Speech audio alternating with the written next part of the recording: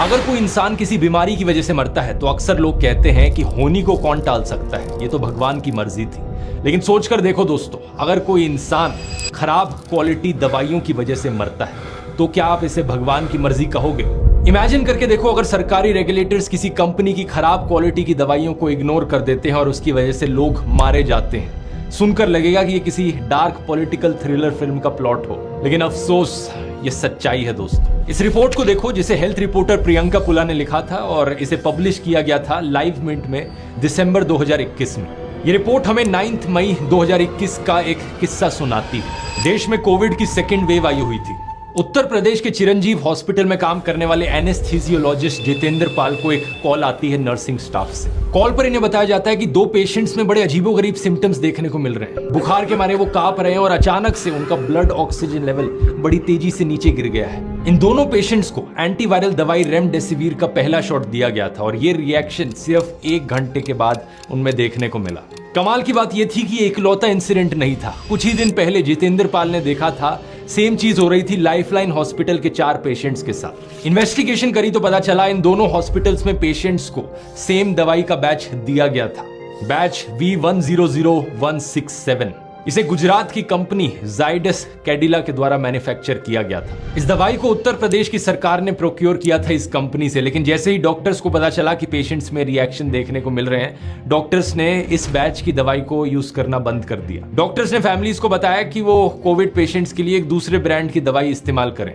जितेंद्र पाल ने live minute को बताया कि एक बार उन्होंने ये दवाई यूज करनी बंद करी तो पेशेंट की कंडीशंस इंप्रूव हो गई। लेकिन सिमिलर कहानियां उत्तर प्रदेश के कई सारे और हॉस्पिटल से भी आ रही थी। झांसी महारानी लक्ष्मीबाई मेडिकल कॉलेज, मेरठ का Lala Lajpat Rai memorial medical college और वाराणसी का आशीर्वाद एंड एपेक्स हॉस्पिटल। 7 और 9 मई के बीच डॉक्टर अनुज कुमार, जो एक और हॉस्पिटल में काम कर रहे थे, उन्होंने भी सेम चीज रिपोर्ट करी। 5 पेशेंट्स जिन्होंने इस कंपनी की रेमडेसिविर खरीदी थी V100156 बैच की, उन्हें अचानक से फीवर हो गया और सांस लेने में प्रॉब्लम होने लगी। डॉक्टर अनुज कुमार ने बताया कि इवन दो कोविड के सिम्टम्स सिमिलर थे, लेकिन यहां पर यह बताना काफी आसान था कि दवाई की वजह से पेशेंट्स को प्रॉब्लम हो रही थी। कुछ ही दिनों बाद बाकी और स्टेट से भी ऐसी खबरें आने लगी। राजस्थान, महाराष्ट्र, गुजरात, बिहार, पेशेंट्स रेमडेसिविर लेने के बाद और बीमार पड़ जा रहे थे। इन सभी दवाइयों के बैचेस एक दूसरे से काफी सिमिलर थे। V100153, 156, 166, 167, 170 या फिर L100148। इन सभी केसेस में एक ही कंपनी ने इन दवाइयों को मैन्युफैक्चर किया था, कैडिला। सरकारी ओन्ड प्रोक्योरमेंट कंपनीज थी जिन्होंने इन दवाइयों को खरीदा था। ढेर सारे हॉस्पिटल्स ने इस चीज को लेकर आवाज उठाई, लेकिन उत्तर प्रदेश, राजस्थान, महाराष्ट्र और गुजरात के स्टेट रेगुलेटर्स ने ज्यादा कुछ किया नहीं। सिर्फ बिहार के रेगुलेटर ने यहां पर एक रेड फ्लैग रेज किया।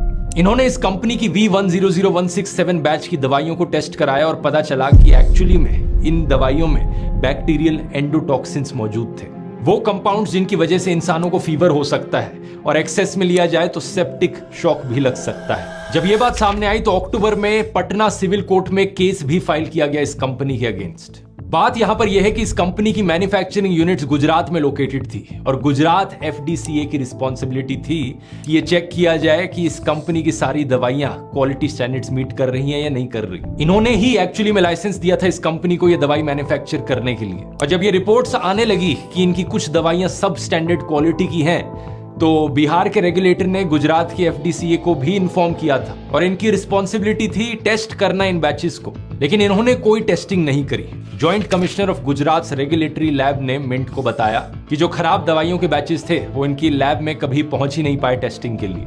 गुजरात FDCA के कमिश्नर से बार बार सवाल किया गया कि इनके डिपार्टमेंट ने दवाइयों की टेस्टिंग क्यों नहीं करी, लेकिन सवालों का कोई जवाब नहीं आया।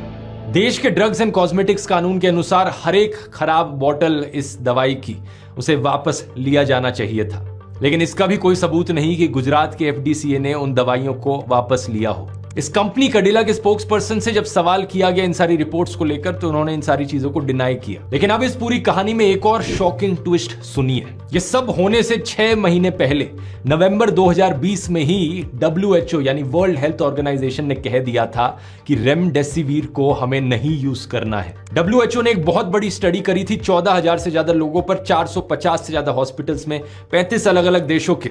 इस स्टडी में पाया गया कि ये रेमडेसिविर एक्चुअली में कोविड के खिलाफ इफेक्टिव नहीं है, लेकिन फिर भी हमारी सरकार ने ना सिर्फ रेमडेसिविर को अप्रूव किया बल्कि इसकी प्रोडक्शन को बढ़ाने की भी बात करी। अप्रैल 2021 की सरकार की प्रेस रिलीज को देखिए। इस दवाई को ओरिजिनली एक अमेरिकन कंपनी के द्वारा डेवलप किया गया था और इंडिया में 7 इंडियन कंपनीज को इसका मैन्युफैक्चरिंग लाइसेंस मिला था। अब आप पूछोगे दोस्तों कि इस सब का इलेक्टोरल बॉन्ड से क्या कनेक्शन है दोस्तों, और बड़ा तगड़ा कनेक्शन है।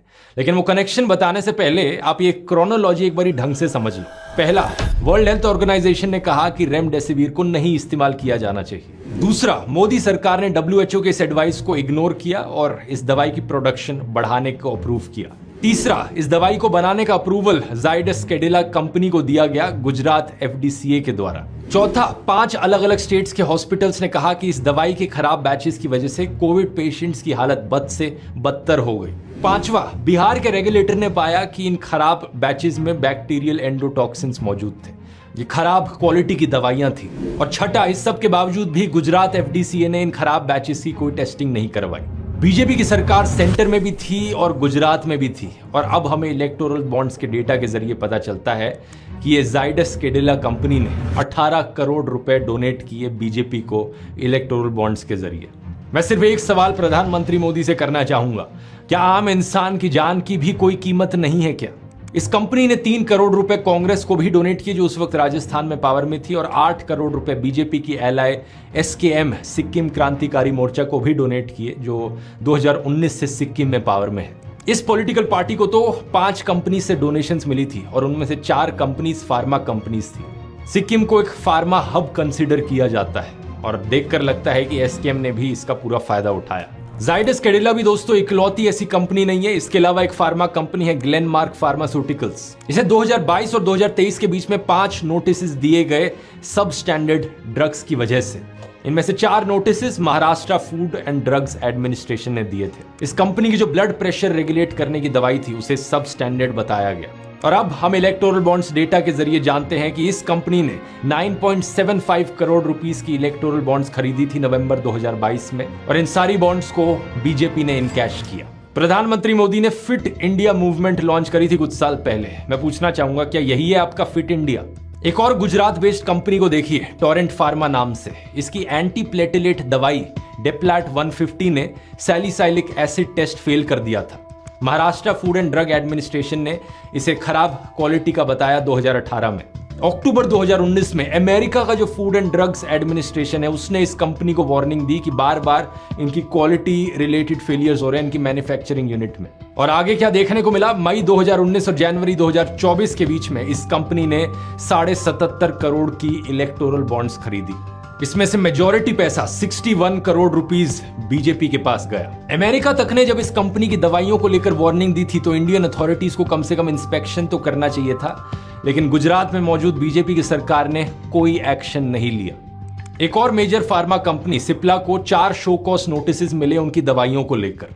अगस्त 2018 में जब एक इंस्पेक्शन किया गया तो इस कंपनी का एक RC कफ सिरप था जो स्टैंडर्ड्स मीट नहीं कर पाया। जुलाई 2021 में इसे नोटिस मिले 2 बार अपनी रेमडेसिविर दवाई को लेकर। इसमें पाया गया कि इनकी रेमडेसिविर दवाइयों में रेमडेसिविर की सफिशिएंट क्वांटिटी ही मौजूद नहीं थी। अब हमें क्या पता चलता है? इस कंपनी ने 39.2 करोड़ रुपीस की इलेक्टोरल बॉन्ड्स खरीदी, जिसमें से 37 करोड़ रुपीस चंदा बीजेपी के पास गया और 2.2 करोड़ रुपीस चंदा कांग्रेस के पास गया। जिस टाइम पर इस मुंबई बेस्ड कंपनी ने अपनी बॉन्ड्स खरीदी थी उन डेट्स को देखकर भी आप क्रोनोलॉजी समझ पाएंगे। जुलाई 2019 और अक्टूबर 2019 में इस कंपनी ने इलेक्टोरल बॉन्ड्स खरीदी, लेकिन नवंबर 2019 में बीजेपी पावर से हट जाती है और उद्धव ठाकरे महाराष्ट्र के नए चीफ मिनिस्टर बनते हैं। ये चीफ मिनिस्टर बने रहते हैं जून 2022 तक। उसके बाद बीजेपी की कोलिशन सरकार दोबारा से बनती है और फिर हमें क्या देखने को मिलता है? इस कंपनी ने नवंबर 2022 में दोबारा से इलेक्टोरल बॉन्ड्स खरीद लिए। चंदा दो धंधा लो, ये जो स्कीम है यहाँ पर, ये इलेक्टोरल बॉन्ड घोटाले का सिर्फ एक हिस्सा है। आपको लगेगा कि चलो क्या जा रहा है हमारा, किसी कंपनी ने चंदा दे दिया और उसे धंधा मिल गया, उसके बदले बाकी कंपनियों का नुकसान हुआ, हमारा क्या जाता है। कुछ लोग तो ये भी सोचेंगे कि जनता का पैसा है, थोड़ा सा लूट लिया होगा कंपनी को कुछ एक्स्ट्रा अमाउंट देकर, हमें क्या। लेकिन क्या आपकी हिम्मत है इस केस को सुनकर भी आप कहो हमें क्या?